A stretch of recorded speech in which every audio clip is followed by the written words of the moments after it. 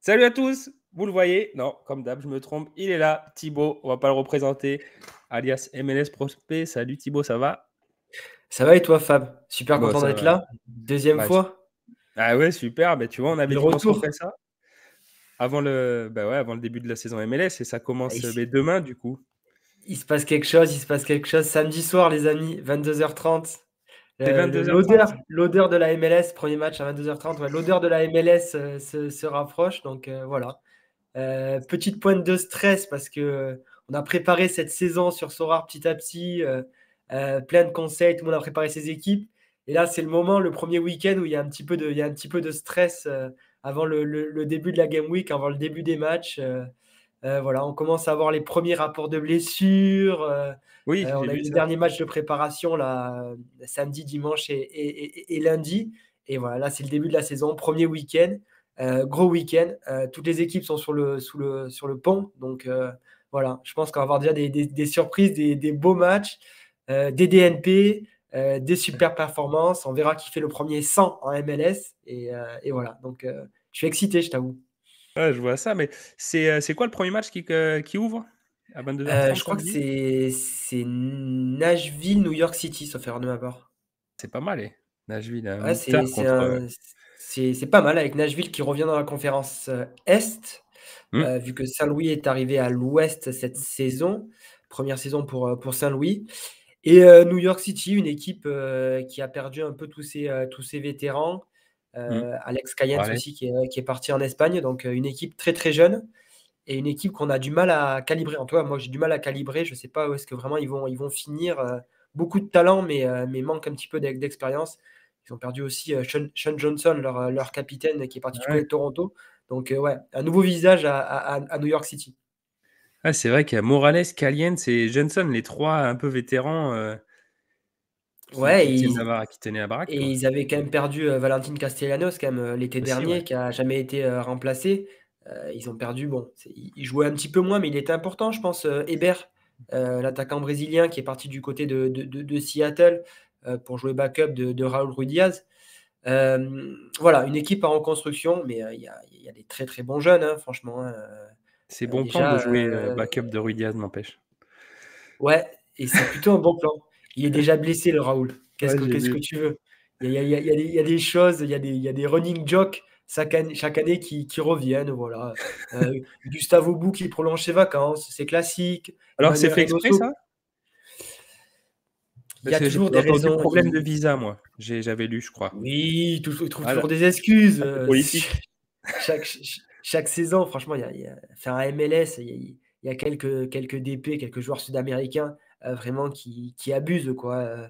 Emmanuel Reynoso, l'année dernière, il faisait un petit peu le même coup. Il y a ses problèmes judiciaires, j'en J'ai vu. conviens. Mais je pense que quand même, il y a une volonté de ne pas revenir, de prolonger ses vacances. Voilà.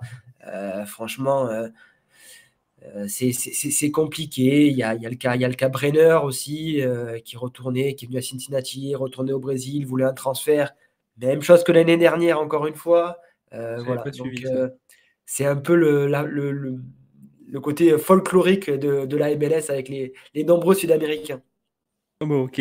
Et là, bah, nickel pour l'intro et du coup, on va commencer, bah, avec la première question.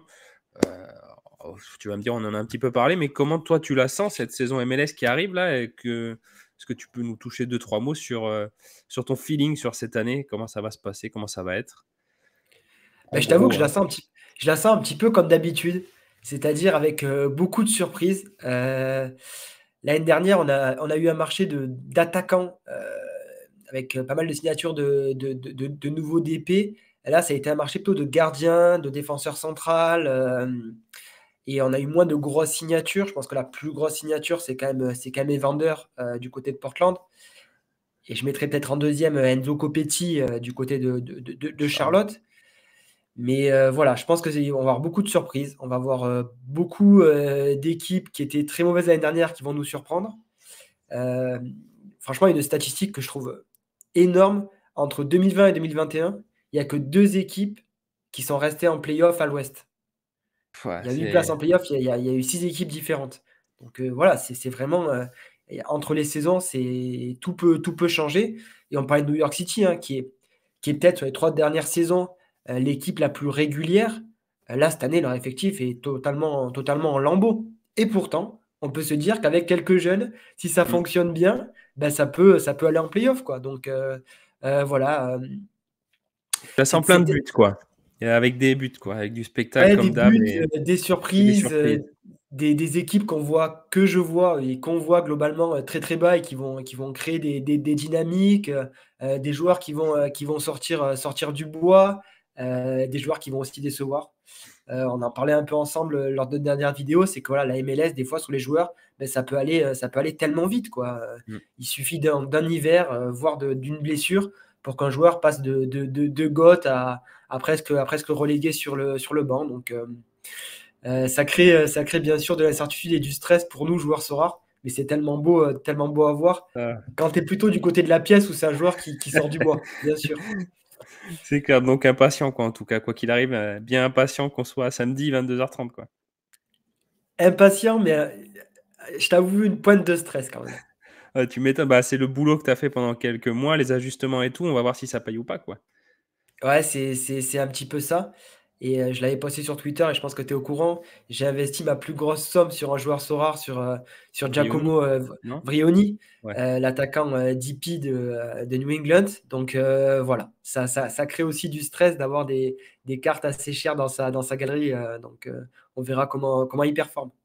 Ouais, ça va bien se passer. Il a Latif Blessing derrière lui. Oui, Je, il je a te peut-être saoule avec mon Latif à chaque fois. il a peut-être Carles Rill aussi pour le nourrir un petit peu. Un petit peu, ouais. J'ai vu que Nacho, son frère, était blessé d'ailleurs. Nacho Ouais, Gil. c'est le J'ai vu. premier report de blessure qu'on a eu à New England. Et j'avais vu que Latif, justement, Blessing était blessé, mais il apparaît pas sur tu vois, l'injury report, donc je pense que je vais l'aligner, moi, ce week-end. Ouais, je pense qu'il va jouer. Ouais, espérons, écoute. Bon, mais merci en tout cas pour ce petit teaser sur la MLS, sur la saison qui va être longue. Et du coup, on va faire un petit jeu oui et non, un petit quiz sur voilà, par exemple, la première question, ça va être si tu as un petit jeune à surveiller cette année, toi, un petit jeune qui va exploser ou un petit jeune sur lequel il faut mettre les yeux, tu nommerais qui? Bah, je pense je vais pas citer les 3 jeunes qui sont pour moi au plus haut potentiel, Facundo Torres, Almada et Thiago Velasco. Almada et Alan Velasco. Je pense que là, tout le monde les connaît. C'est un peu les 3 U23 vraiment, vraiment, Ouais, qui ce sont serait trop qui sont facile. qui sont prêts à aller en Europe et voir qui aurait pu, hein, s'il y avait des offres, aller en Europe dès cet hiver, hein. Ouais, Franchement, surtout Almada et Facundo Torres. Torres. Je vais citer pour moi le joueur qui est un peu dans la catégorie en dessous, qui est un peu pour moi dans la catégorie, je vais dire Teles Magno, c'est Santiago Moreno, le Colombien de Portland. Franchement, moi, c'est un joueur que j'ai adoré la saison dernière. Saison difficile de Portland. Saison difficile pour 2 raisons. Défensivement, ça a été compliqué. Ils se sont pas trouvés. Euh, Offensivement, ça a été plutôt correct, mais il n'y a pas eu ce numéro 9 qui a planté. Voilà, il y a eu des moments où ils ont pas mis ces buts importants pour gagner. Mais pourtant, Moreno, il était très bon. C'est un Ouais. joueur polyvalent, qui a une belle vision de jeu. Techniquement, c'est très, très propre. Franchement, je sens que ça peut être vraiment une année d'explosion pour lui. Ty Vander, voilà. Portland, pour moi, c'est une équipe qui a vraiment ce profil-là, que je dis contender, un peu underdog, qui n'était pas en playoff en 2021 et qui peut vraiment exploser totalement en 2023. Ah, mais tu vois, j'avais noté Moreno moi aussi. Bon, après, c'est vrai que Ouais. j'adore, je les trouve exceptionnels. Et j'avais noté un jeune, après, c'est pas du tout du même level, hein, et que j'aime bien, que j'avais suivi au début de la saison dernière, qui n'avait pas trop eu de temps de jeu, c'est Bryce Duke à Miami. Parce que j'aimerais bien qu'il fasse une bonne saison, tu vois, c'est surtout pour ça. Après, c'est pas Alors, formidable non plus, quoi. c'est un petit peu compliqué. Je pense que Bryce Duke, c'est vraiment un joueur qui a été voulu par Miami parce Ouais, il a été transféré non, à l'hiver 2022. Il était au Los Angeles FC. C'est vraiment Miami qui allait le chercher. Donc, ça veut dire qu'eux, ils avaient repéré un talent. Il a joué quand même l'année dernière, hein. Il a un pas petit mal peu, ouais. joué. Mais franchement, Miami, je ne sais pas si on peut en parler, mais il y a un projet autour de Messi. On ne sait pas trop comment va s'organiser ce milieu-là. Il y a du Rodolfo Pizarro, il y a du Grégory. Voilà, ils ont quelques jeunes. Ils ont Campagna, ils ont Martinez, ils n'ont pas vraiment délié dans l'effectif. Est-ce que c'est un milieu en losange avec 2 attaquants? Donc, où est-ce que joue Duke à ce moment-là? C'est un 8, pas vraiment un 10. Voilà. Moi, Miami, j'ai vraiment du mal à les, un petit peu comme New York City, à les calibrer. Mais je pense que Duke, il ne sera pas très très loin d'une place de titulaire, en tout cas pour le début de saison. Espérons, mais justement, tu vois, je t'avais dit tout à l'heure que je voulais te parler d'un joueur que je suis en train de me poser la question si je l'achète ou pas. On parle de Miami, donc j'en profite. C'est Rodolfo Pizarro avec le départ de Pozuelo. J'ai vu qu'en pré-saison, il avait fait une plutôt bonne pré-saison. Est-ce que tu penses que. Alors, moi, je me tâte encore à l'acheter, donc ton avis m'intéresse. Est-ce que tu penses que ça peut être une bonne pioche, sachant que c'est quand même un pari, parce qu'il n'est pas en odeur de sainteté non plus, j'ai l'impression là-bas. Alors, le cas Rodolfo Pizarro, Ouais, comment l'expliquer? C'est la recrue phare de Miami en 2021. C'est une dépense énorme, un salaire énorme. Il sort de saisons fantastiques au Mexique. Ils veulent en faire leur tête d'affiche, leur numéro 10. Et malheureusement, je pense c'est un très bon joueur, mais il se trompe un peu sur le profil de Pizarro, euh, qui n'est pas un joueur vraiment rapide dans la contre-attaque. Voilà, c'est un numéro 10 un peu à l'ancienne. Et voilà, j'ai du mal à savoir qu'est-ce que Miami veut faire d'un Pizarro et quelle place il va avoir sur le terrain. Euh, Pizarro, pour moi, c'est un joueur qui est bon dans une équipe qui domine. Et, ouais. et on a vu Qui que a le Miami a ballon et eu qui a pas besoin de courir comme un dératé, quoi. Oui, mais c'est un mec qui prend du temps dans la décision, voilà, qui est pas dans ce côté une touche de balle, bim, j'envoie, etc. Qui a besoin d'être trouvé, de prendre le temps, d'avoir un système organisé autour de lui. Et on sait qu'en MLS, euh, à part les très très très très bons joueurs, t'as pas de système organisé autour d'un joueur. Ouais, Donc ouais, bah ouais, voilà, à part, et j'ai du ouais, mal à voir Miami construire autour de Pizarro. ouais, Donc moi aussi. je pense qu'il peut faire une bonne saison et surtout Miami atteint un été de folie avec Messi, avec Busquets, etc. Et il aura cette place de titulaire quasiment indiscutable jusqu'à l'été. À voir s'il performe sur Sora. Et voilà, comme on disait, Miami, bah, tu as du Martinez, tu as du Campagna, tu as Devant, des ouais. mecs t'as des mecs à nourrir. Tu as des tueurs devant le but, hein. Martinez, Mm. ok, physiquement c'est compliqué, ok, il court plus trop, ok, il fait pas d'appel, il est assez statique. On est tous d'accord sur ça. Mais devant le but, quand Ouais. Martinez il est bien servi, euh, pour moi ça fait but à chaque fois, hein. Franchement, s'il a une qualité, c'est celle-là. Ouais, c'est Donc c'est utile. un bon finisseur. Ouais, donc du coup, ça m'a pas avancé. Mais c'est en gros un pari. Mais c'est ce que en fait, ce qui me plaisait, c'est de me dire, avant cet été, avant le cas Messi, peut-être on verra cet été, euh, ils ont parlé de lui donner sa chance, du coup. Et après, si lui arrive à la saisir, mais comme tu dis, c'est pas un joueur non plus qui est méga rapide et qui, en fait, pour enfin, construire autour de lui, voilà, ça peut être compliqué s'il domine pas, quoi. Donc, je sais pas encore. Je vais voir si je le prends ou pas avant la première journée. Mais parce que j'aime bien Miami, tu vois. Mais C'est un bon pari en tout cas. ouais, voilà. Bon, mais très bien. Bon, mais merci pour ton avis. Du coup, la prochaine question, le joueur qui va tout défoncer. Ah, c'est pas facile, c'est pas Ah, il y en a facile. plusieurs. J'en ai un tout Allez, trouvé. Tu seras d'accord, moi. ouais, franchement, il va tout casser, mais c'est aussi un pari. Tu vois, pour moi, c'est Karol Swiderski. Ah ouais, à Charlotte? Franchement, pour moi, Karol Swiderski, c'est un peu le Rubio de l'année dernière. Ok. Ce replacement, je vais dire 10, mais c'est 9,5, quoi, hein. C'est pas un meneur de jeu au sens meneur de Oui, un jeu peu comme on peut plus. l'entendre. Mais en étant un peu plus bas, en touchant beaucoup de ballons et en ayant un numéro 9, hein, c'est Rubio Zardes de l'année dernière, hein, Copetti, Swiderski. Je pense que vraiment sur Sora, ça peut être un des meilleurs attaquants qui est en MLS. Euh, Ce combo passe D, but, ce AA qui peut faire comme a fait Rubio en touchant beaucoup de ballons, je sais pas. Moi, c'est le joueur qui m'intrigue. Et je trouve que Charlotte, c'est une équipe qui, un peu comme Austin, voilà, qui construit bien, qui a fait des bonnes recrues à des postes dont ils avaient vraiment besoin. Voilà, je sens bien Karol Swiderski en 2023. Ok, ben, tu vois, c'est ce que j'allais te demander aussi, c'est qu'ils se sont bien renforcés aussi, Charlotte, là. Bah, en défense centrale, ils ont quand même quelques blessés, mais le côté, par exemple, Westwood, je trouve que c'est très intéressant. Ils avaient besoin de ce 6 ratisseur besogneux. Donc voilà, après, Kalinja est blessé, il a fait une très bonne saison, ce sera signé qu'en début de saison. En défense centrale, ben voilà, le décès de Anton Walk se ferait que Ouais, voilà, ils ont perdu du monde. Ils ont pris récemment Bill Tuloma, le défenseur, pour Portland, ouais. l'ancien de l'OM néo-zélandais qui était aux Timbers de Portland. Voilà. La défense peut interroger. Moi, sur l'attaque, je suis plutôt positif. Ok, ça marche. Mais moi, tu vois, je m'étais mis Bouanga, moi. Ouais, c'est facile. Ah ouais, ben ça, c'est c'est- S'il c'est joue un, en c'est un pointe à très, l'AFC, c'est un très très bon coup, je pense je l'ai Denis acheté du Bouanga. coup en rare, là, Ouais, avec franchement, Vela. LAFC, moi, voilà, j'ai un petit pincement au cœur du départ de Chicho Arango, Ouais, que je ouais. m'explique que je m'explique pas du tout, hein, franchement. Surtout pour le Mexique, quoi.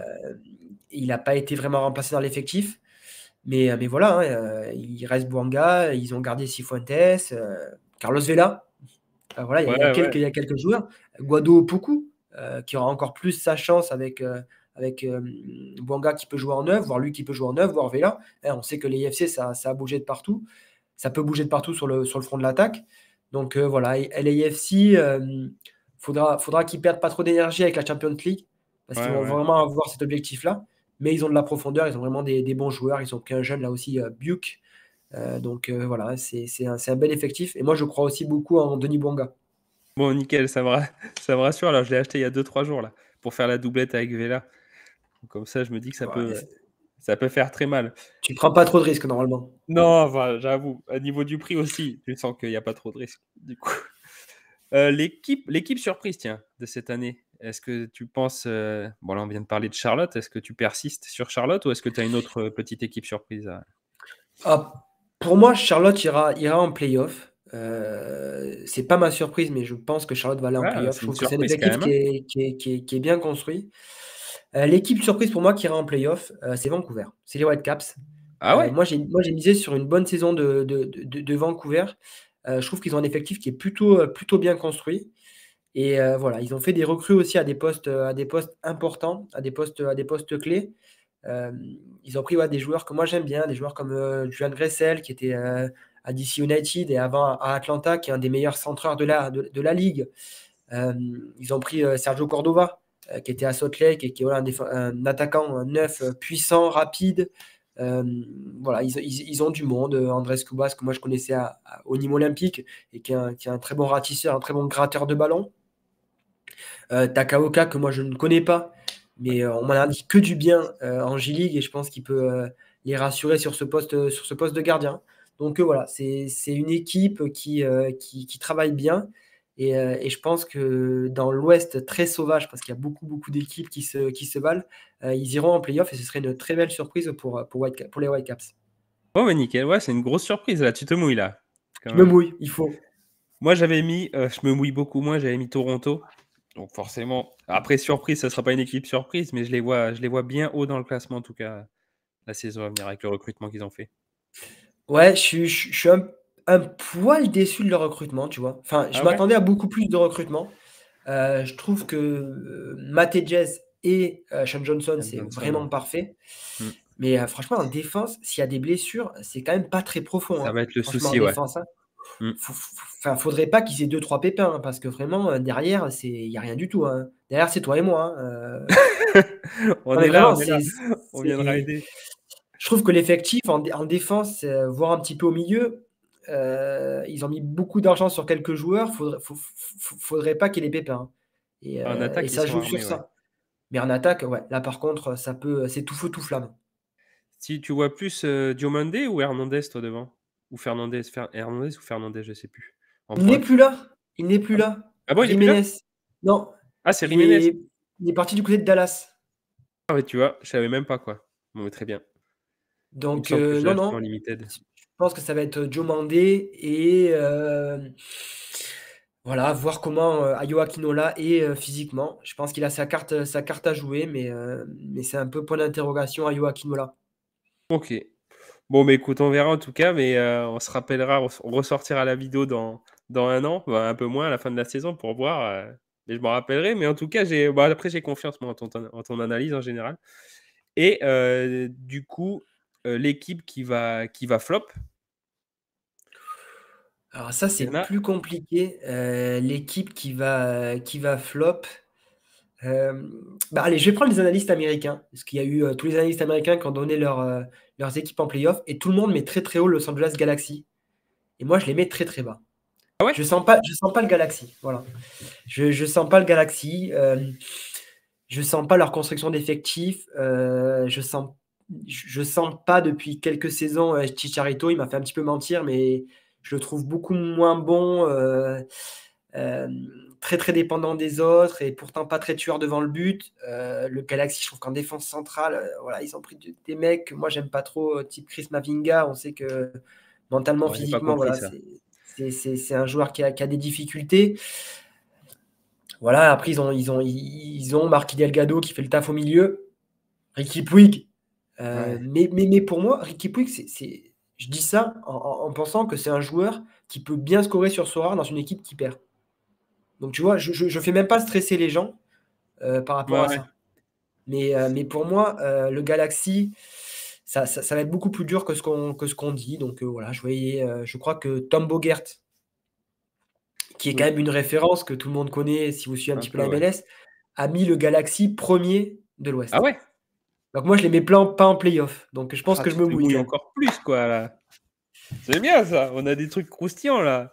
Mais bon, Tom Bogert est bien meilleur que moi, donc ne m'écoutez pas, hein. Voilà, il suit Oh, bien ça sûr la dépend. MLS, il est payé pour ça. Voilà, Je suis pas c'est sûr. c'est- c'est un super super journaliste, Tom Bogert. Donc Ouais, voilà, non, c'est respect vrai à que lui quand même. blague à part, il est très très très bon. Moi, tu vois, moi je me mouille pas après, tu me connais, j'aurais mis Montréal moi, facile. Ils se sont fait dépecer ou DC United pour me faire plaisir, mais je me méfie un peu plus cette année. Ouais, je pense que Montréal, ça va être très très très dur. Mmh. Et au-delà du fait qu'ils ont été dépecés, je pense que le changement de coach va leur faire très très mal. Ouais, Wilfried Nancy, c'est ça qui est parti Ouais, ouais. à Et ils Columbus? ont, ouais, et ils ont pris Hernan Losada, l'ancien coach de DC United. Super. Ça c'est dur ça. Bon, mais Ouais. très bien. Bon, super pour finir, tu vois, on en revient toujours à DC United, quoi. Non, mais nous, on forme pas de joueurs, mais on forme des très mauvais coachs. Donc, nos deux anciens mauvais coachs sont partis. Hernan Cadeau! Losada est parti du côté du CF Montréal et Ben Olsen est parti du côté de Houston. Donc, voilà. On a Ah, bien Houston, revendu nos très anciens très coachs. grosse équipe, Houston, ouais. J'ai un pote qui Oui. m'a dit que Houston allait faire une très belle année, mais j'ai des doutes. Moi, j'ai un seul truc positif pour Houston, c'est qu'ils seront pas derniers parce qu'il y a Saint-Louis cette année dans leur conférence. Voilà. Ah ouais, tu vois vraiment Saint-Louis, Je les vois catastrophiques, Saint-Louis, franchement. Entre nous, hein, voilà, moi, je les vois vraiment. Je sais ah ouais? pas. Ouais. OK. Oui, ils ont pas fait des mauvaises recrues, mais je trouve que l'effectif par rapport aux autres, l'effectif qui a jamais travaillé ensemble, etc., ça, c'est quand même compliqué, hein. Les équipes d'expansion comme ça, c'est toujours compliqué. Il faut une première saison d'adaptation. Et pour moi, ils ont moins bien recruté qu'une équipe comme Charlotte l'année dernière. Ils ont quand même des postes très très faibles. Voilà. Après, il peut y avoir des joueurs, ou Klaus, il peut y avoir quelques bonnes pioches. Mais globalement, je suis assez inquiet. Bon, écoute, on ira voir ça. Juste avant de parler un petit peu des gardiens, parce que je sais que ça te fera plaisir et que tu en voulais parler, je voulais aller voir un petit peu ta galerie et que tu nous montres pour toi, quelle serait ton équipe, all-star au final de ta galerie sur The Greenhouse Gallery. Du coup, La pépinière de talent. la pépinière de talent bleue, elle est toute bleue cette pépinière de Elle est talent toute bleue, cette magnifique. pépinière. En gardien, qu'est-ce que tu nous dirais en gardien? Tu as Dane Sinclair, Marcinkonski, Crépeau, McCarthy. Qui est-ce que tu mettrais? Eh ben moi, j'ai mon meilleur gardien qui s'est cassé la jambe, quoi. Donc, je suis Crépeau, un ouais, peu, donc je suis un peu embêté. Crépeau a fait une très mauvaise saison, je le dis clairement, hein. Moi, j'ai pas honte. En 2022 avec Los Angeles FC, et pourtant, il a eu une très bonne défense, donc il a pris très peu de buts. Voilà, il s'est cassé la jambe, donc ce sera McCarthy, en espérant que Crépeau. J'ai, voilà, on n'a pas toutes les dates, mais je pense que c'est du début mai. Début mai, mi-mai, il devrait concurrencer McCarthy. Sachant que McCarthy a aussi la concurrence de Jakupovic, qui est arrivé d'Europe, qui est un gardien de 38 ans, mais je pense que McCarthy sera titulaire et je pense que Los Angeles FC, avec en plus le recrutement de Aaron Long, devrait rester une défense correcte. Ok, nickel. Bon, bah alors, on se met McCarthy alors. Ouais, on se met McCarthy. Allez, McCarthy. Niveau des défenseurs, après, tu les connais mieux que moi, donc je te laisse. J'afficherai au fur et à mesure à l'écran ta Dream Team. Moi, j'aime beaucoup Kamal Miller. Je trouve vraiment Ouais. que c'est un super, super défenseur. J'ai été très surpris qu'il n'ait pas d'offre correcte en Europe cet été. Mais finalement, plutôt content parce que je pourrais l'utiliser. Donc pour moi, c'est mon meilleur défenseur intrinsèquement parlant. Après, je ne sais pas comment Montréal va tenir Non. cette saison. La défense n'a pas beaucoup changé au final, hein. Les trois défenseurs centraux restent là, hein. Il sera accompagné de Rudy Gamacho et de Joel Waterman. Sur les côtés, ils ont perdu Alistair Johnson, mais ils l'ont très bien remplacé par Aaron Herrera. De l'autre côté, je pense que ce sera le Finlandais volant Lassila Palainen. Euh, au niveau des gardiens, James Pandemis sera enfin titulaire indiscutable. À voir s'il arrive à maîtriser son stress. Donc en défense, ça n'a pas trop bougé. Wanyama a re-signé. Donc moi, la défense de Montréal, je la vois plutôt bien. C'est plus l'attaque qui m'inquiète du côté de Montréal. Il y a Kyoto quand même, ça va. Il y a Kyoto, ouais, mais Et s'il y a que voilà, Kyoto. c'est quand même compliqué, hein. Ils ont transféré Joaquin Torres du côté de Philadelphie. Miljevic est blessé pour au moins 3 mois.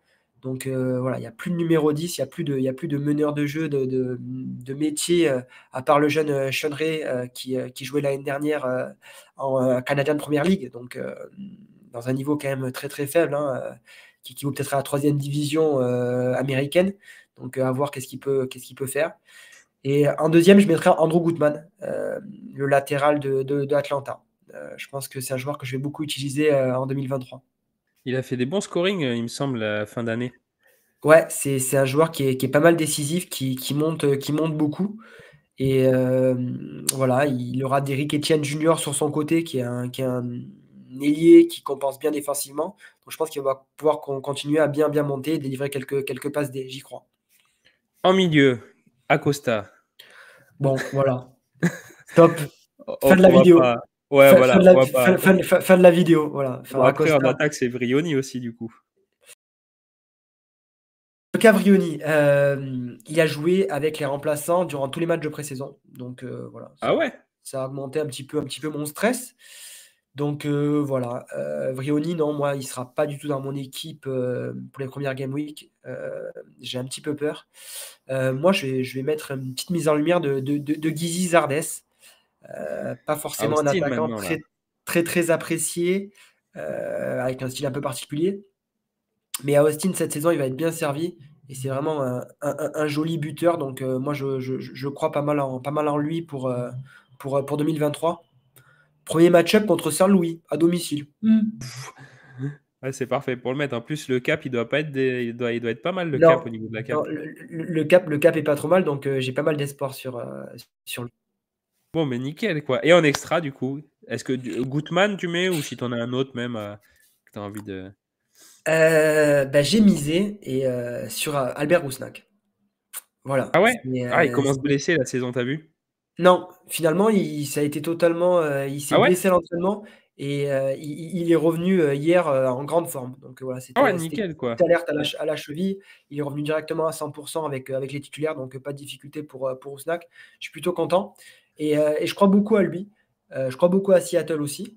Donc voilà, je sais qu'il y a Polo, je sais qu'il y a Lodero, je sais qu'il ne joue pas 10, je sais qu'il ne joue pas comme à Salt Lake City et que Ouais. tous les ballons passent pas par lui, qu'il n'a pas tous les coups de pied arrêtés. Voilà, tout ça, je le sais et j'en consens.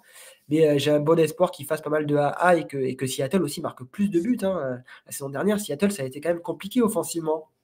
Ouais, j'ai un pote, il est archi fan de Seattle et ça m'a fait prendre l'Odero, tu vois. On en parlait la dernière fois, s'il évite les Oui. pépins physiques, ça peut être très très cool. Contrairement à Ruiz qui est ouais, à peu près tout le temps blessé. Il y a Jordan Morris aussi qui peut être pas mal. Et Christian Roldan, hein, qui est un joueur, Et Roldan qui est un aussi, joueur, ouais, qui qui est au est qui est un milieu. joueur sous-coté, hein. Ouais, ouais, mais tu vois, je crois il les a tous, je crois. Il a Lodero, Roldan. Je sais pas s'il a Rusnak. Il a peut-être Rusnak, il a Morris aussi. On a Ouais. Stéphane Frey au but. en espérant que ça soit pas Cleveland, mais je pense que ça va être, je pense Non, qu'il y ça aura va pas être de frais. souci. Je pense qu'il Ouais, y je aura pas pense de il y a pas de souci pour la et dernière année, hein. et je finis sur une petite pièce sur Jamiro Monteiro. OK, Le il joue où déjà? il joue à San José, OK, d'accord. l'ancien de Philadelphie, donc voilà, je pense que ça peut être un joueur intéressant pour mes équipes en 2023. On verra, on attend OK, maintenant. nickel. Bon, mais j'ai fait la petite, au montage, je ferai la petite équipe comme ça, c'est parfait. Et donc maintenant, un sujet, que tu voulais nous parler. Du coup, je t'ai demandé s'il y a un truc en particulier que tu voulais, un sujet en particulier que tu voulais aborder et tu as choisi les gardiens. De parler des gardiens, c'est une vraie prise de tête, et juste une petite question pour lancer le débat justement parce que je suis concerné, j'ai pris Alexander Bono et j'ai pas pris Tyler Miller. J'ai tenté le coup. Je te laisse après Et développer. ça fait partie des cas très compliqués, hein, qui ont été alimentés par les déclarations de Wayne Rooney qui a dit que tout le monde avait sa chance au but. Donc voilà, Alexandre Bono, on le connaît, enfin, à Toronto, un gardien très bon sur sa ligne, mais qui fait des boulettes et qui a un jeu au pied assez faible, mais un gardien de MLS tout à fait correct. Et il avait besoin de changer d'air et d'aller à DC, donc il peut très bien être titulaire. Tyler Miller, un gardien plus régulier, mais pas forcément flamboyant. Donc voilà, ça va se jouer à rien. Ça va se jouer à qui a le poste au début et ne le perd pas, ou qui le gagne à l'entraînement. Ça fait partie des équipes où franchement, bon, je dirais pas que c'est du 50-50, parce que pour moi, c'est plutôt du 70-30 pour Tyler Miller. Mais Bono a franchement sa chance. Et voilà, hein, il suffit qu'au bout de 3 matchs, DC United ait pris beaucoup de buts, qu'il y ait une erreur de Miller, pour voir Bono sur 10 matchs après, hein. Donc voilà, ça va tellement vite. Et dans des équipes qui vont prendre beaucoup de buts, et on sait que les équipes qui ne gagnent pas, les entraîneurs essaient toujours d'envoyer des électrochocs, changer quelque chose. Et c'est souvent le poste de gardien qui passe. Et du coup, est-ce que tu voulais en parler d'une situation ou deux de gardiens en particulier, du coup, par rapport à En fait, c'était une ou réflexion globale, ouais, voilà, ou un truc général? parce qu'il y a pas mal de gardiens, que moi, et je dis bien moi, hein, je voyais, Locke pour 2023, et qui ont eu des concurrents importants qui sont arrivés. Le premier, c'est quand même William Yarbrough, le gardien de Colorado, heu, qui a OK encaissé beaucoup de buts, en 2022. Colorado est pas allé en play-off alors qu'ils étaient premiers de la conférence Ouest en 2021. Et voilà, qui voit arriver Marco Ilić dans les pattes, qui arrive aussi de Belgique. Ça Donc coûterait, ouais. ça crée une vraie incertitude et il pourrait très bien perdre sa place alors que c'est un bon gardien de la MLS, vétéran. James Marcinkowski, hem, J'ai pensé à toi quand j'ai voilà, vu. moi que j'ai, OK, San José fait des très mauvaises saisons depuis longtemps. C'est pas un des meilleurs gardiens de MLS, mais c'était un gardien solide, qui progressait, qui est plutôt jeune. Donc moi, je pensais qu'il allait, voilà, rester dans cette lignée-là. Et non, ils font venir un gardien du Brésil, brésilien, donc qui prend une place internationale, Daniel, qui n'était pas forcément titulaire, qui ne sera pas forcément titulaire à San José, mais ça crée, voilà, du stress, des nouveaux gardiens qui arrivent dans l'équation. Il y a bien sûr, Vancouver, on en parlait, hein, Thomas Oui. Hasal, c'était, un des U23, un des rares U23, pas forcément hyper performant, sur le plan statistique, mais un gardien aussi qui progressait. Et tu fais arriver un gardien comme Takaoka, en provenance de G-League. Et c'est ni bon pour le propriétaire de Takaoka, ni bon pour le propriétaire de Hasal. Tu as d'autres cas, New York City. New York City, moi je ne sais pas qui sera le gardien, hein. Est-ce que ce Ouais, sera Luis Barraza, ou est-ce que ce sera Matt Freese qu'ils ont pris du côté de Philadelphie, qui est aussi un jeune gardien international américain en jeune qui a du potentiel. Voilà, il y a plein de cas comme ça, et je trouve que vraiment là, sur les gardiens MLS, on a eu une intersaison très très très très mouvementée, avec beaucoup de stress. Donc voilà, je voulais le faire remarquer.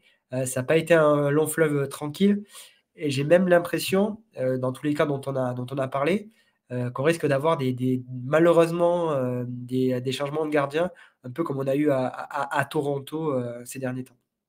OK, bon, ben nickel. Ouais, c'est vrai que là, ça a été et encore, tu en as cité 3-4, mais il y en a d'autres aussi qui ont pas été ça a été un petit peu partout que ça a été le bordel, quoi. Oui, Moi, je vois exactement. bien Matt Freese, tu vois, à New York City. Je mettrais bien une pièce si je devais choisir. Moi aussi, je pense que Barraza va commencer la saison du fait que c'est un prospect de New York City, qu'il a été drafté par New York City et qui est là depuis longtemps. Donc, j'ai envie de dire, il a une espèce de droit de cuissage sur cette place de numéro un quand le titulaire part. Mais ce droit-là, il ne le gardera pas longtemps si Matt Freese pousse à l'entraînement et que lui est pas très bon. Et voilà, moi, j'ai quand même un point d'inquiétude sur cette défense de New York City. Thiago Martin, ça n'a pas été excellent, n'a pas été d'un niveau d'un DP en 2022. Maxime Chano est un bon joueur, mais quand même un peu sur le déclin. Voilà, j'ai un petit peu peur pour New York City et pour le nombre de buts encaissés. J'ai failli l'acheter, Maxime Chanot, et il va être titulaire aux côtés de Thiago Martins, du coup. Ouais, ouais, il est 100% titulaire, Maxime Chano. Ils ont Ah, personne il là coûte, sur les postes. ah, il Qui coûte coûte pas que très dalle. cher. Et surtout, Maxime Chano, il a une particularité intéressante, c'est que c'est un très bon joueur sur coup de pied arrêté. Donc, il marque toujours 2-3 buts, 2-3 coups de casque chaque saison. Oui, exact. Et Thiago Martins, t'en parles, mais c'est vrai que quand il était en Asie, au Japon, je crois, il faisait Ouais, très mal, quoi. Niveau scoring, c'était très fort. Et quand il est arrivé là à New York, c'est moins ça, mais il y a mais il a, un gros- possible. il a eu un gros défaut là, et qui se voit beaucoup en 2022, c'est qu'il a quand même beaucoup de sauts de concentration. C'est un bon défenseur, mais franchement, il a fait quelques bourdes, pas mal d'oublis, etc. Il y a eu beaucoup de buts dans la besace qui étaient par sa faute. Donc, quand tu es DP et que tu fais ce genre d'erreur en défense centrale, ça la fout quand même assez mal, quoi. Ah, tu m'étonnes. Bon, ben nickel. Ben, merci pour ce petit résumé par rapport au gardien. Je suis totalement d'accord. L'avantage, c'est qu'on va avoir la réponse très rapidement, du coup. Ce week-end, déjà, on va avoir pas mal d'indications sur qui sera le possible numéro 1 sur la saison, quoi, s'il n'y a pas Ça, d'accident. c'est sûr, ouais. On va voir les chocottes jusqu'aux premières compositions d'équipe. Bon, mais nickel. Petit jeu sympa. Il va falloir. Allez, Alors, je vais te dire un joueur ou l'autre, l'un ou l'autre, du coup. Donc, tu choisis suivant ta préférence, hein, pas besoin de. je Pas prends le besoin meilleur ou le de... plus mauvais? Comment? Je prends le meilleur, le plus mauvais, c'est quoi le. Non, celui que tu préfères. Celui que je Celui que tu préfère. Allez, préfères. Ouais, je te donne 2 noms de MLS et tu me dis celui que tu préfères le plus rapidement possible. Comme ça, ok, voilà, en essayant de moins réfléchir. je Je réfléchis te dis pas. Facundo Torres ou Thiago Almada? Thiago Almada. Savarino ou Rubio? Rubio. Vela ou Bouanga? Denis Bouanga à 100%. Ancien Nîmois. Yeah. Obligatoire. Acosta ou Zelarayan? Acosta. Bono ou Miller? Ah, ça, j'ai eu la réponse. Tyler Miller. Tyler. Higuain ou Bale? Non, non, non, non. Deux Higuain a retraités, on le été. rappelle. Non, non, Higuain a bien plus marqué la MLS que Gareth Bale. Ouais, bon, après, il est pas resté longtemps, Bale. Puig ou Gold? Non, Puig. Puig direct? Ouais, Puig, franchement, c'est quelque chose. Et attends, celui-là est difficile, c'est le dernier, l'avant-dernier. Enfin, est difficile. Moi, j'aurais du mal. C'est Evander ou Carles Gilles? Ah, Carles Real. Ouais, c'est un goth, Franchement, mais Evander. franchement, ah, moi, Evander, franchement, je suis mal placé pour en parler parce que c'est un joueur que je ne connais pas. Je ne vais pas me vanter de suivre le Danemark. Oui, c'est vrai, Donc c'est voilà, pareil, je remarque. ne le connais pas. Je t'avoue que j'ai hâte de le voir et je suis excité. Mais voilà, Carles Real, franchement, là, sur les dernières saisons, il a une régularité, euh, franchement, pour porter cette équipe de New England qui est extraordinaire. Ouais, ouais, c'est vrai. Moi, je suis pas trop objectif, tu vois, parce que j'adore Portland. Et Evander, on l'a tellement bien vendu, mais je suis comme toi, au Ah, final, il j'ai a pas vu été, grand-chose de lui, quoi. il a été bien vendu.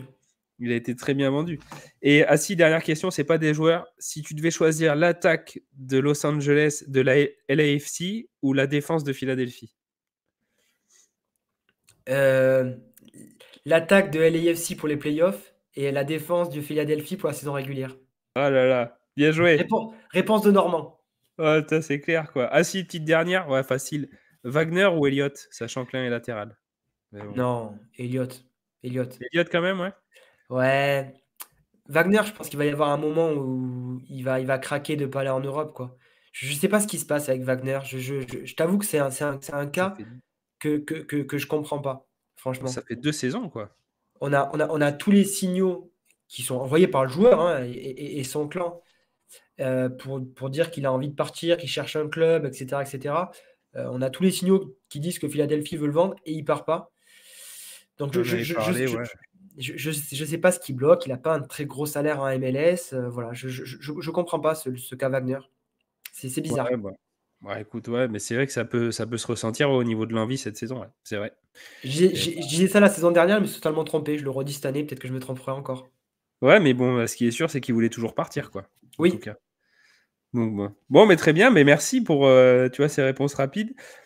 Allez, 2 petits trucs et parce qu'après je sais que tu as des obligations aussi, professionnelles, professionnel, malheureusement. malheureusement. Si tu devais, donner des conseils, quelques petits conseils à un manager aujourd'hui qui se lancerait sur Sora ou qui est déjà, mais qui a pas mis le nez encore en MLS, qui veut monter son équipe, si tu avais 1 ou 2 petits conseils ou des petits feelings à lui donner, qu'est-ce que tu lui dirais à ce manager-là? Ah, j'ai un premier conseil central sur la MLS et ça, je pense que tous les chiffres, pointent dessus. Les plus gros scoreurs en MLS, c'est les milieux, vraiment. Il faut jouer avec un extra milieu, ça me paraît obligatoire. 2e chose, il y a très, très peu de clean sheet en MLS. Donc si vous voulez vraiment jouer les premières places, il vaut mieux avoir un stack, je pense, en défense, pour, avoir le clean sheet du gardien et le +10 pour le défenseur. Parce que voilà, souvent, c'est compliqué d'avoir 2 clean sheets dans 2 équipes différentes en MLS. Et après, voilà, il y a des duos en MLS et ça, je pense que sur Data, on arrive bien à le voir. Mmh. Voilà, quand on a Zela Ryan, bah, il vaut mieux prendre Cucho Hernandez. Si vous prenez un attaquant du même prix, il vaut mieux prendre l'attaquant qui va aller avec, qui va profiter, des passes de l'autre. Si on prend Evander, bah, peut-être tester, Niezgoda, par exemple, parce Aïe, aïe, qu'il aïe. peut recevoir pas mal de passes. Est-ce qu'il va les mettre au fond? Non, mais il recevra des passes. C'est ça et Asprilla, je crois qu'il revient en mars. Deron Asprilla. Ouais, ouais, il va revenir en mars. Après, je pense qu'il a de la concurrence, parce qu'il va y avoir Santiago Moreno et Yemi Chara sur les côtés. Pour moi, Asprilla, c'est pas un titulaire indiscutable là, sur ce retour de blessure. OK, ça marche. Bon, mais nickel, c'est très bons conseils et même c'est vrai que le milieu, je suis totalement d'accord, quoi. C'est des très, très tu des très, très gros scoreurs au milieu, quoi. Ouais, les plus gros scoreurs, franchement, sont milieu de terrain dans toutes les équipes. Bon, mais nickel. Bah, je te remercie. Le mot de la fin, bah, le mot, j'allais dire qui fâche, mais en fait non, parce qu'on est positifs, nous 2, on se rejoint sur ça. Donc qu'est-ce que tu penses de la situation actuelle en ce moment par rapport à toutes les récentes news? Bon, il y a eu les baisses de galeries, l'histoire de la supply. Après, Sorare a réagi en mettant un classement payé. Qu'est-ce que tu penses de tout ça depuis un petit mois, de tout ce qui s'est passé? Bah, je pense que je suis un peu comme la majorité des joueurs. À la fois, je comprends, les inquiétudes, sur certains points. C'est jamais agréable de voir, sa galerie baisser, de voir le marché, qui baisse, surtout dans une baisse qui a été rapide ces derniers mois. Ouais. Mais à la fois, je suis un éternel optimiste, Fab, je suis obligé de te le dire. Bon, on est ensemble, hein? Voilà, moi je trouve que le jeu, s'est amélioré. Je trouve que Sorare a apporté des solutions, à des problèmes qui étaient remontés Mmh. et voilà, je pense que le marché doit aussi s'adapter à ce nouveau gameplay, à ces divisions capt que moi personnellement je demandais. Je suis hyper heureux que les T2, les T3, soient enfin utiles. Et je t'avoue que je suis à contre-courant de beaucoup de monde. Je trouve que les T0 et les T1 sont encore très, très utiles. Franchement, la division All-Star récompense encore très, très bien. Tu l'as dit, il y a eu le TH, mais même avant, il y avait, voilà, des très bonnes cartes à gagner. Donc voilà, après, c'est sûr qu'en ce moment, c'est compliqué de vendre. Hem, Ouais, c'est ça c'est le compliqué point noir. d'être totalement optimiste sur le futur, quand on voit beaucoup de pessimistes autour de nous. Mais voilà, je pense que c'est le moment de pas craquer si on croit au jeu et hem et si je peux me permettre une dernière chose, Fab, moi j'ai jamais cru que Sorare était un eldorado et qu'on allait tous finir, millionnaires aux Bahamas ou aux îles Caïmans. Bien sûr, je me le souhaite et je te le souhaite et je le souhaite à tout Ça le aurait monde. été cool, ouais. Mais voilà, moi j'ai jamais eu l'ambition avec Sorare de devenir millionnaire, quoi. Donc si après, je peux me faire un billet, c'est top et je pense que personne a envie de perdre son investissement sur Bien Sorare. sûr. Enfin, c'est une banalité, mais voilà, je suis obligé de le dire Ouais, non, et mais on est on complètement. on est on est on est quand même là pour s'amuser. Tu ressens quoi, toi? Moi, je mets, de toute façon, comme toi, je suis comme toi un éternel optimiste. Je trouve que le gameplay, on en a parlé vite fait, moi, je le trouve top, encore mieux qu'avant. je prends vachement de plaisir à faire mes équipes, moi, honnêtement, à me casser la tête pendant 3-4 jours. Je commence même le week-end d'avant. Ouais, moi, ça me met une semaine. Ça travaille. Mais je suis très content de ce qu'ils ont fait. Rien n'est parfait, bien sûr. Il y a des erreurs, quelques petites erreurs à tout parcours, mais comme dans tous les projets qui se développent pour moi. Mais je suis vachement content qu'ils aient mis l'Ether dans le classement. Ça, même si, comme tu dis, les T0, T1 étaient toujours utiles, ça redonne encore plus d'utilité et je pense que ça peut redynamiser le marché, même en remettant un peu de liquidité dans le marché. De toute façon, je pense qu'il reste sur Sorare et les gens qui ont de la liquidité, ben, ils vont acheter. Et comme tu dis, le marché qui est un petit peu mort en ce moment, ça peut peut-être le rebooster, même si j'attends encore plus forcément. Mais ça se fait pas en un jour ou deux. Donc les gens sont impatients. Le problème, c'est qu'il y a eu peut-être beaucoup de choses en peu de temps. Les gens sont devenus un peu plus impatients qu'avant, mais ils oublient vite quand même la chance qu'on a à jouer à Sora. Perso, comme tu dis, on n'ira pas aux Bahamas, mais il y a quand même possibilité de tirer son épingle du jeu, je pense. Oui. Et sur le long terme, après, c'est vrai que nous deux, on est pareil, on le voit long terme, donc on kiffe le jeu avant tout, c'est pour ça qu'on est là. Et sur le long terme, ben, je pense qu'on ne le regrettera pas. Et puis, vibrer tous les week-ends, et puis là, la MLS, tu l'as attendu tellement de temps, donc tu dois être comme ça, là. Oui. Mais vibrer, moi, avec mes potes, là, en Argentine, on vibre déjà MLS, ça va être pareil. Là, je pense que la nuit, tu seras réveillé, peut-être. Je sais pas, mais je Oui. t'écrirai un petit peu pour, voilà, Ma- pour ma- vibrer, ça va pas tarder. Malheureusement, pour ma femme. Euh,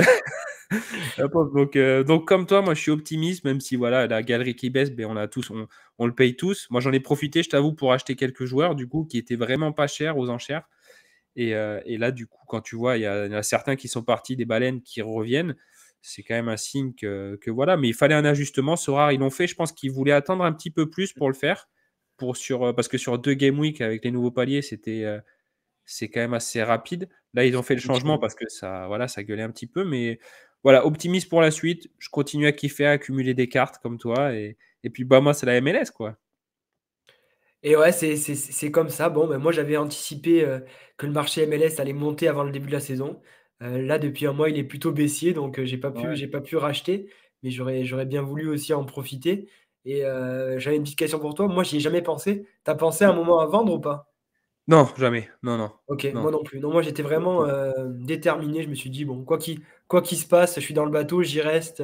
Ouais, pareil. Je vais au bout de mes convictions. Après, on n'est peut-être pas les exemples à suivre parce que moi, Non, non, ça j'irai c'est sûr. jusqu'à avoir 0 €, même si tant qu'il y a de l'Ether à gagner, de toute façon, c'est Ça impossible ira que pas à l'Ether zéro. baisse trop. Hmm. Mais non, non, je me suis jamais posé la question parce que je kiffe trop, en fait. Je kiffe trop faire mes teams et je me vois pas demain regarder le foot. C'est là où tu vois quand il y a un peu d'addiction sans regarder les scoring so de mes joueurs, quoi. Ça m'a permis de découvrir la MLS, l'Argentine, la Belgique. J'en parlais hier avec QTN. Non, il y a trop de trucs, jamais de la vie. Bon, ben on est ensemble, c'est parfait. C'est une 100% vidéo d'accord avec toi. optimiste. Optimiste. Mais il faut l'être. Après, comme tu as dit, je pense que c'est important. Il y a une vision court terme et long terme. Et moi, je peux dire que le marché, oui, est pessimiste sur le court terme, mais il faut aussi avoir un peu cette vision de dire, mais peut-être sur le moyen terme, long terme, ça peut être différent. Voilà. Complètement. Après, ce qui aiderait, et ça, je suis d'accord, je rejoins, parce qu'il y en a certains qui vont gueuler H24, donc ça, c'est voilà. Mais tu en as qui ont la critique Mm. constructive et le fait d'avoir Oui, une roadmap sur le gameplay à vision 1 an, 2 ans, je pense que ça aiderait à nous projeter, ça même aiderait, si ouais. les cartes, quoi qu'il arrive, on les a à long terme. Toi, en plus, super rare. Moi, je suis plutôt en rare, j'ai des limited aussi. Sur le long terme, c'est plus simple. Limited, euh, avec la supply et tout ça, même si j'ai foi que beaucoup de nouveaux managers vont rentrer, la limited, j'ai un peu moins confiance par rapport à la valorisation, mais il n'y a pas que la valorisation non plus. Après, même si c'est important, je suis bien en rare par rapport à la supply et à la rareté, quoi. Je suis d'accord avec toi. Après, on verra. Au final, il n'y a que 1000 cartes limitées, hein, donc quand il y aura beaucoup plus de joueurs, le marché a baissé. Ça va aussi attirer des nouveaux investisseurs. Donc voilà, j'entendais aussi que c'était les baleines qui manquaient. Maintenant, on a des petits joueurs, donc on dit qu'on a trop de petits joueurs, pas assez de baleines. Voilà, il y aura toujours des débats. Mais ça, Ouais. c'est bien. Voilà, moi, je suis pro-débat et j'adore écouter des gens avec qui je suis pas forcément d'accord. Mais voilà. Chaque galerie est différente, chaque cas est différent. Il y a des gens qui ont profité du nouveau gameplay, il y en a qui en Mm. profitent pas. Voilà, chaque changement fera des déçus et des personnes plus optimistes. Donc voilà, moi je reste persuadé qu'on est dans le bon bateau et qu'on va continuer à s'amuser. Voilà, c'est le plus important. Ouais, on est d'accord. Et puis, petit truc aussi qui est important, on n'y pense pas forcément, mais le manager qui arrive aujourd'hui, il met 200-300 balles, il se fait vachement plaisir, quoi. Il se fait une Mmh. bonne équipe, hein. Ah mais le plaisir, c'est important, hein, franchement sur Sora, moi je trouve que si tu es là, sans plaisir, Ouais, et tu que rien pour à y gagner de faire. l'argent, Non, laisse beh, tomber, si c'est mort. tu peux être là, mais tu seras pas là à long terme. Je veux dire, si tu Ouais, prends c'est zéro ça. plaisir à faire les choses et que tu aimes pas le foot, ça sert pas à grand chose, quoi. Ou le basket ou le baseball, voilà, maintenant il y a plein d'autres sports, mais Le baseball, il y a faut le aimer le baseball, sport. hein. Oui, il y a le baseball, c'est vrai. J'avais oublié. Eh oui, On oublie ça vite, non, existe je toujours. déconne. Mais ouais, ouais, bah, peut-être un jour on s'y mettra. Bon, ben nickel. Bon, ben c'est cool de finir, tu vois, sur un message optimiste comme ça. Je te remercie en tout cas d'être venu Merci à toi. et je te donne rendez-vous pour une autre vidéo encore parce que j'ai des trucs, on n'a pas pu en parler. Par exemple, du petit championnat qui va avoir lieu cet été en MLS qui est Mix pas up. encore couvert. Je garde ça pour plus tard et puis, bah, d'ici là, on aura plein de choses à dire, je pense. Donc, l'invitation est lancée. Il faut militer pour que ce soit couvert quand même. Ouais, non, mais il y Je a compte je intérêt, compte je t'inquiète. compte sur je compte sur toi, je compte sur Ouais, toi. on va militer, t'inquiète pas. Ouais, et je pense qu'ils vont parce que ça dure un mois, un truc comme ça. Mais on en reparlera. Tu sais quoi? On en reparlera. Allez, Ça merci roule. Fab.